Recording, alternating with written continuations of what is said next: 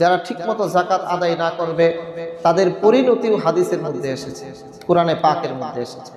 আল্লাহ বলেন ওয়াল্লাযীনা ইয়াকনিজুনাজ যাহাবা ওয়াল ফিদ্দাতা ওয়া লা ইউনফিকুনাহা ফী সাবিলিল্লাহি ফাবাশশিরহুম বিআযাবিন আলীম।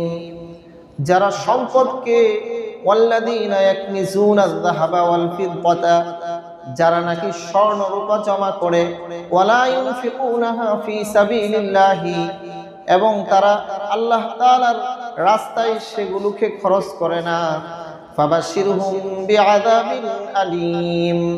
হে নবী, আপনি তাদেরকে যন্ত্রণাদায়ক শাস্তির সুসংবাদ দিন। নাউযুবিল্লাহ। ইয়াউমা ইউহমা আলাইহা ফী নারি জাহান্নামা ফাতুকওয়া বিহা জিবাহুহুম ওয়া জুনুবুহুম ওয়া যুহুরুহুম হাযা মা কানাসতুম লিআনফুসিকুম ফাযুকু মা কুনতুম তাকনিজুন। এবং আল্লাহ তাআলা বলেন যে এই যে সম্পদগুলো, এই যে স্বর্ণ এবং রূপা, এগুলোকে কাল কিয়ামতের দিবসে এগুলোকে গলানো হবে।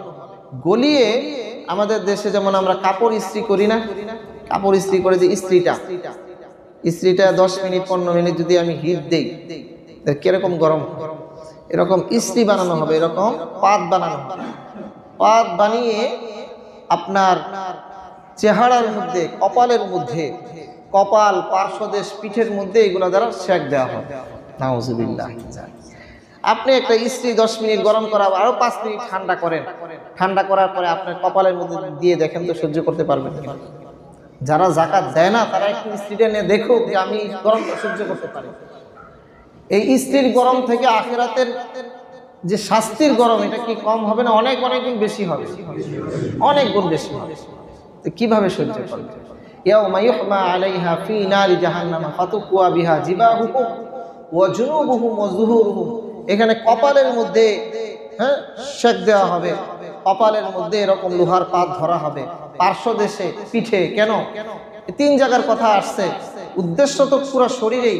কিন্তু মানুষ যাকাত যারা দেয় না, যাকাত যখন তাদের কাছে চাওয়া হয়, চেহারার কপালটা কুঞ্চিত করে, ভ্রু কুঞ্চিত করে, চেহারা কপালটা কুচ হয়ে যায়।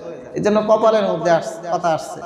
এরপরে হয়তো গুরুত্ব দেয় না, যাকাত চাচ্ছে, যে পার্শ্ব দেখায়, এই যে এই পার্শ্বটা দেখায় যে আমি কথা বলতে রাজি, অথবা আরো বেশি যে তাকাই না, পিঠ দেখায় দেয়, ওর দিকে তাকাই না, পিঠ দেখায় যে তুমি যাও। এই জন্য কপালের কথা আসছে, পার্শ্বদের কথা আসছে এবং পিঠের কথা আসছে। উদ্দেশ্য তো পুরা শরীর।